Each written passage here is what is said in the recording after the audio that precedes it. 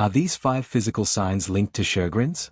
When most people think about Sjögren's, they think about dry eyes and dry mouth. Maybe a sip of water every few minutes. Maybe a purse full of eye drops. But Sjögren's is not just a dryness disease. It is systemic. It runs through your joints, your nerves, your muscles, your skin, your whole body.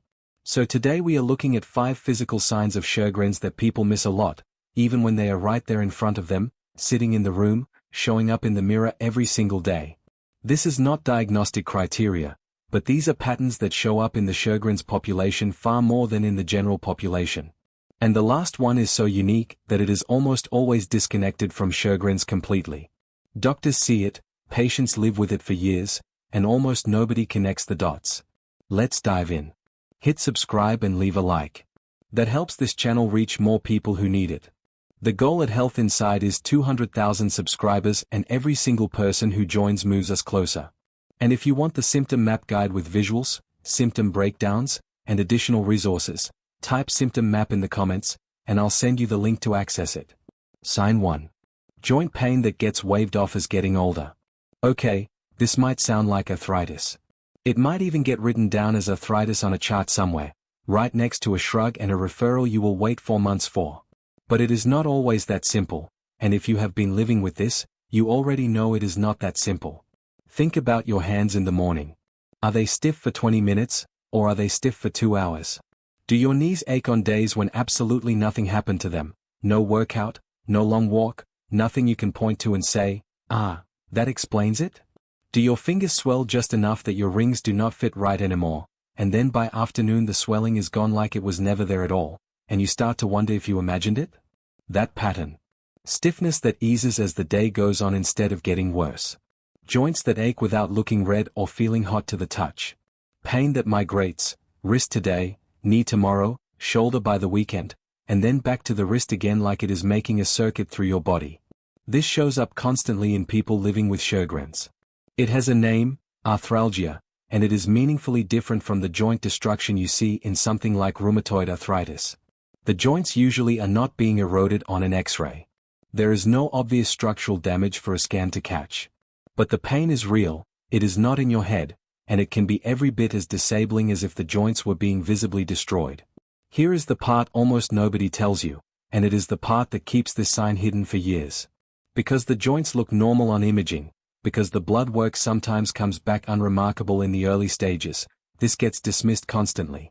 You get the "well, everything looks fine" conversation, delivered with a kind of relief on the doctor's face, like they just solved something, when really they just closed a door. You get told to lose weight. You get told you are probably just getting older. You get told everyone's joints ache a little.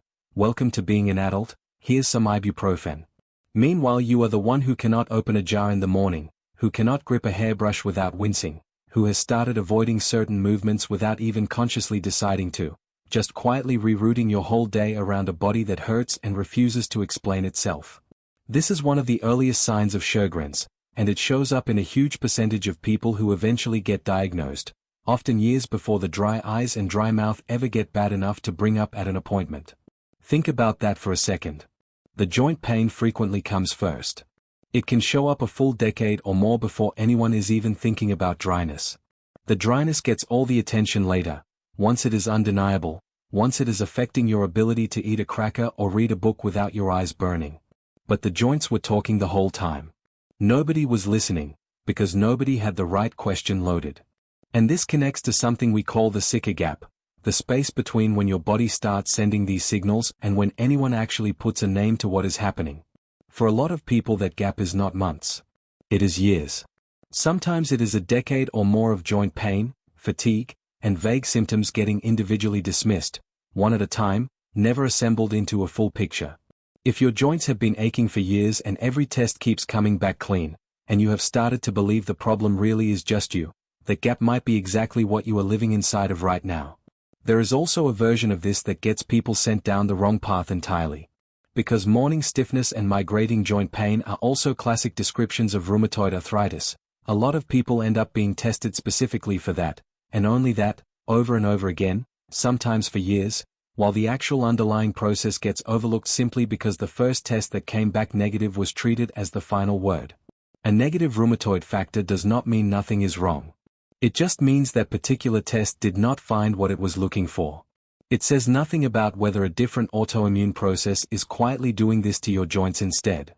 And there is one more detail worth mentioning, because it trips people up constantly. This joint pain does not always show up as a steady baseline ache. For a lot of people it comes in waves, good stretches where the joints feel almost normal, followed by flares that can last days or weeks, seemingly out of nowhere, sometimes tied to stress, sometimes tied to weather, sometimes tied to nothing identifiable at all. That unpredictability is exactly why it is so easy to dismiss. A symptom that shows up every single day gets taken seriously eventually. A symptom that comes and goes just gets filed under, "Oh, that's weird," and forgotten about until the next flare brings it roaring back. If that is you, hear this. A clean scan does not mean a healthy joint, and it definitely does not mean a weak person. You have been carrying real pain through years of being told it is nothing, and you kept showing up anyway. That is not nothing. If any of this sounds like your own hands, your own mornings, comment the word strength so we know how many of you are out there carrying this quietly, and keep going. You are closer to being believed than you think. Sign 2. Pain that does not make sense. Were you ever the person who burned your hand on a pan and did not really notice until you smelled something, and then looked down and thought, "Oh, that is going to be a problem?" Or was it the opposite for you? A paper cut that felt like your whole hand was on fire, a stinging that would not let go for the rest of the day while everyone around you just shrugged and said, "It is just a paper cut, why are you making a big deal out of it?" Maybe it was not even about an injury. Maybe it was your hands and feet going numb for no reason, or that pins and needles sensation crawling up from your toes that would not quit no matter how you shifted position, or a burning feeling in your legs at night that made absolutely no sense to anyone, including you, lying there wide awake wondering what is wrong with me. This is small fiber neuropathy, and it shows up in Sjogren's far more than most people realize, sometimes even before the standard nerve conduction tests come back abnormal, which is exactly why it gets missed. Those standard tests are built to detect damage to the large nerve fibers. Small fiber neuropathy lives underneath that, in the fine network of nerves just under your skin, and those are the fibers responsible for temperature, for pain signaling, for that fine sensory feedback most people never think about because their body just handles it quietly in the background. In Sjogren's, the same immune process that is drying out your glands can also be affecting those small fibers, and when that happens, your pain thresholds start acting inconsistent. High in one spot, low in another. Different on a Tuesday than it was on a Monday, for no reason you can identify. So then a doctor asks you the question. On a scale from 1 to 10, how would you describe your pain? And you genuinely do not know what number to say, because the pain does not behave the way pain scales assume it should. It is not steady. It is not predictable.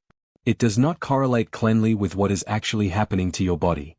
You might rate a stubbed toe a 9 because it feels like fire, and then rate a genuinely serious injury a 4 because your body just is not sending the signal it should be sending. That inconsistency itself is a clue, and it is one almost nobody flags as a clue, because we are trained to think pain reporting is just about honesty or pain tolerance, not about a nervous system that is being quietly rewired by disease. This leads into something a lot of people never connect to Sjogren's at all, which is not noticing injuries until much later. Bumping into a door frame and finding a bruise there 2 days after, with no memory of how it happened. Stepping on something sharp in the yard and not feeling it until you see blood on your sock at the end of the day. This altered sensation, paired with the skin and blood vessel changes that are common in Sjogren's, means bruises can show up more easily than they should and take longer to fade than they do for other people. What clears up on someone else in a few days might sit on your leg, dark and obvious, for 2 or 3 weeks. If you have ever had someone look at your arm and ask, "What happened to you?" and you genuinely could not answer them, not because you were hiding anything, but because you actually do not know, this pattern might be exactly why. And there is a flip side worth naming here too, because pain in Sjogren's is not always about numbness or a high threshold. For a lot of people, especially during a flare, the opposite happens. Everything hurts. Clothes against skin hurt. Light feels like it is pressing on your eyes. Sound feels like it is landing directly on your nerves instead of just your ears. This is sometimes described as a kind of sensory amplification, and it can show up alongside the numbness, not instead of it, which is confusing even for the person experiencing it. You can be someone who does not notice a bruise forming and also someone who cannot tolerate a scratchy sweater on a bad week. Both of those can be true in the same body, in the same disease, sometimes in the same month. There is also a temperature piece to this that people rarely connect to nerve involvement at all. Feeling unusually hot or cold compared to everyone else in the room. Sweating in places that do not make sense, or barely sweating at all in weather that should have you soaked. This ties into something called autonomic dysfunction, which is a fancy way of describing your nervous system's automatic settings, the ones that control temperature regulation, heart rate, and blood flow, running slightly off script. It is being studied more and more in connection with Sjogren's, and it helps explain why the pain and sensation issues are not isolated to just one type of nerve fiber. It is a whole regulatory system running on adjusted settings, and pain perception is just the part of it that happens to be the most obvious from the outside. If any of this sounds like your own nervous system, signals that come through too loud, too quiet, or not at all, know this. A body that reads pain differently is not a broken body, it is a body that has been adapting this whole time, quietly, without asking for credit. Comment the word warrior if you have ever had to convince someone your pain was real. You do not need permission to trust what you feel. Sign 3. Facial changes that do not match how you actually feel. This one is subtle, and honestly it took a long time working through patient story after patient story to even notice it as a pattern instead of a coincidence. People with Sjögren's often describe their face looking a little different than it feels on the inside, and that gap between the inside experience and the outside appearance is its own kind of exhausting. Swelling around the jaw, right where the parotid glands sit just in front of your ears, that comes and goes without warning and gets mistaken for weight gain, or a swollen lymph node, or a dental infection. It can show up on one side or both sides, it can flare for a few days and then settle back down, and because it is not constant, it is easy for a doctor glancing at you in a 15-minute appointment to miss entirely, or to catch on a good day when there is nothing to see. A mouth that feels too dry to smile comfortably, so smiling stops being something that just happens and becomes something you have to actively manage, almost like remembering to hold a pose. Some people describe a kind of stiffness around the mouth and cheeks that makes their expression look flatter, or more guarded, or more tired than they actually feel on the inside, which is its own quiet exhaustion when you are already dealing with joint pain and fatigue and now you also have to perform looking friendly and approachable on top of everything else your body is asking of you. Researchers have documented parotid and salivary gland swelling as one of the more visible physical signs of Sjögren's, one of the only signs of this disease that a stranger could actually notice from across a room without any testing at all. And it still gets missed constantly, because it looks like a lot of other things first. A cold. An allergic reaction. A dental problem. Stress. Anything except the actual underlying cause, because nobody has trained themselves to consider an autoimmune disease when they see a puffy jawline. And underneath all of that visible swelling, the dryness itself is doing quiet, ongoing work on how your face moves and looks. Less saliva changes how your mouth feels when you talk, when you laugh, when you try to eat something dry like crackers in a meeting without everyone noticing you reaching for water again. Less tear production changes how much you are unconsciously squinting or blinking to protect dry eyes from the air, from wind, from screens, and that shows up on your face too, in the fine lines around your eyes, in an expression that can read as strained even on a day you feel completely fine emotionally. So if you have been told you look tired, or stern, or like something is wrong, even on days you genuinely feel okay, this disconnect between what is happening inside your glands and how your face is interpreting that outward might be part of why. It is not in your head, and it is not you imagining that people are reading you wrong. Your face is being affected by a disease process that has nothing to do with your actual mood, and almost nobody is trained to separate the two. The eyes carry their own version of this. Chronic dryness leads to redness that has nothing to do with being upset or not sleeping, but reads that way to everyone around you anyway. It leads to a kind of persistent squint in bright light or wind, an expression that can look suspicious or unfriendly in a photograph even when you were having a perfectly good moment. Some people describe strangers assuming they are annoyed, or bored, or judging them, purely based on an expression their face settled into without their permission. That kind of misread happens at work, in photos, in conversations with people who do not know you well enough yet to know that your face is not always telling the truth about what is going on inside. It is a small thing that adds up into something genuinely isolating over time, being constantly misunderstood by your own resting expression. If you have ever felt like your face and your feelings got tangled up, like people keep reading you wrong based on an expression you did not choose, comment the word rise. Your face does not owe anyone an explanation for what your body is doing to it. The people who matter will learn to read past it, and you deserve to stop performing an expression just to be treated kindly. Sign 4. Muscle tension and a body that never fully powers down. I am fairly convinced that a huge number of people with Sjögren's cannot remember the last time their shoulders were not up around their ears. Part of that is mechanical. Dryness and joint pain make you brace your body without even realizing it, holding yourself carefully to avoid triggering pain somewhere, tensing before you move instead of moving freely and dealing with whatever happens. That kind of protective bracing becomes background noise so constant you stop noticing you are doing it, until a massage therapist or a physical therapist presses on your shoulder and you nearly come off the table. But a huge part of this tension is fatigue that behaves nothing like normal tiredness. This is not the kind of tired that a good night of sleep fixes. This is systemic fatigue that Sjögren's researchers now recognize as one of the disease's most disabling features, and in a lot of patient surveys it actually gets ranked as worse and more life-altering than the dryness itself, which surprises people who only know this disease by its name and assume dry eyes are the main event. Here is the trap almost everyone with Sjögren's fatigue falls into, over and over, even after they know better. You feel okay in the morning, so you push through your to-do list, you run the errands, you answer the emails, you show up for the thing you said you would show up for. Then by early afternoon you crash, hard, and you have no idea why, because you did not feel like you were overdoing it in the moment. This happens because the fatigue in Sjögren's often does not give a clear warning before it hits. You do not get the gradual, familiar signal of getting tired that most people rely on to pace themselves. You get a wall, sometimes with almost no notice at all, and by the time you feel it coming, you are already past the point where resting for 20 minutes is going to fix it. The muscle tension is your body's way of bracing for a wall it cannot reliably predict, holding on tight because letting go feels unsafe when you do not know how much energy you actually have left in the tank on any given day. Over time that constant low-grade bracing turns into its own source of pain, tight shoulders, a stiff neck, tension headaches that show up on a schedule that has nothing to do with stress and everything to do with a nervous system that is running a different operating system than the people around you. This is not you failing to manage stress correctly. That is a body running on a completely different energy system than the one those suggestions were built for. Generic advice about rest assumes a nervous system that gives you fair warning before it runs out. Sjögren's fatigue frequently does not play by that rule, and treating it like ordinary tiredness just sets you up to crash again and again while blaming yourself for not managing it better. You are not lazy, and you are not making excuses. You are pacing a body that runs on rules nobody handed you a manual for, and figuring that out on your own is its own kind of strength. There is also a mental version of this same crash that gets described constantly and rarely gets connected back to the physical tension and fatigue. Brain fog.